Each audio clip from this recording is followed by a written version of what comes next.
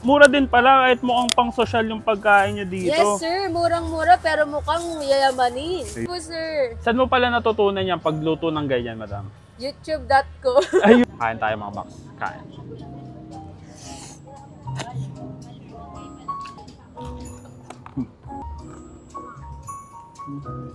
Hello, madam. Magandang gabi po. Hello po.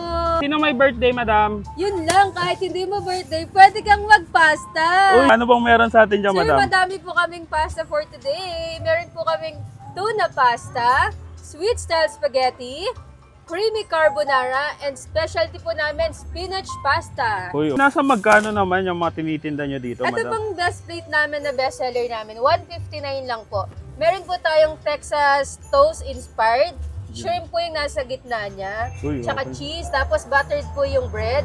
Meron po tayong chicken tenders at tsaka po itong spinach penne pasta.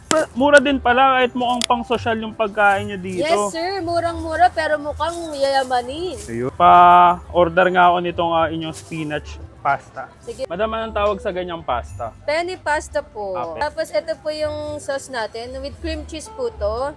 Kayo gumawa niya, madam? Yes po.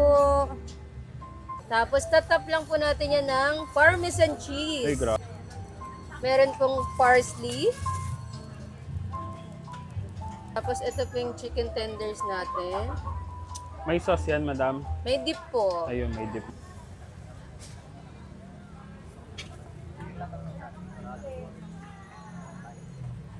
Yan, madam. Anong tawag ulit dyan sa ganyang sandwich, madam? Ano po, grilled shrimp sandwich cheese.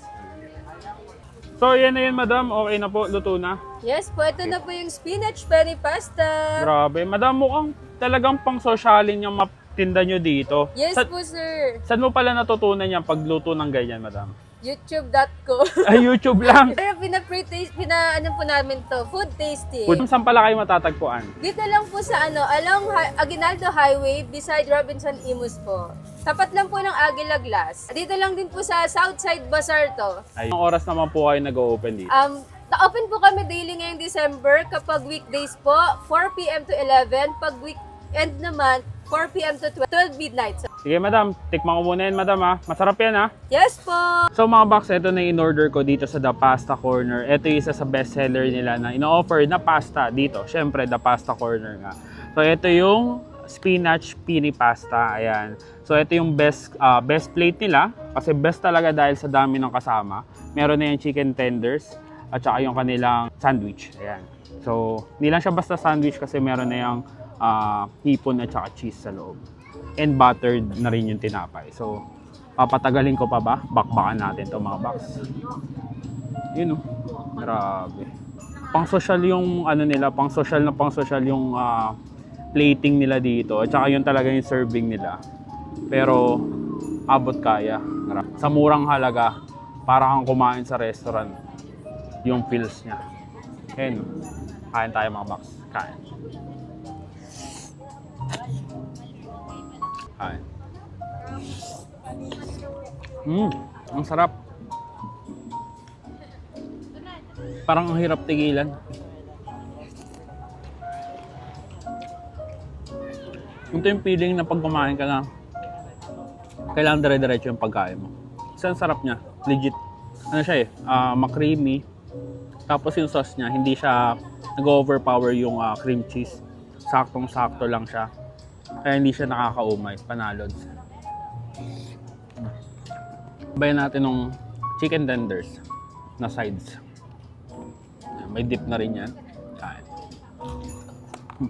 Chicken tenders nila, ginawa talaga to.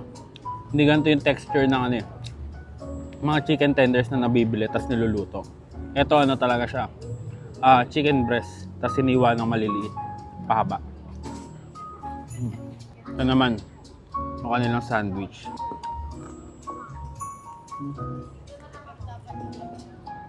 Perfect na perfect pang sides dito sa sa pasta nila.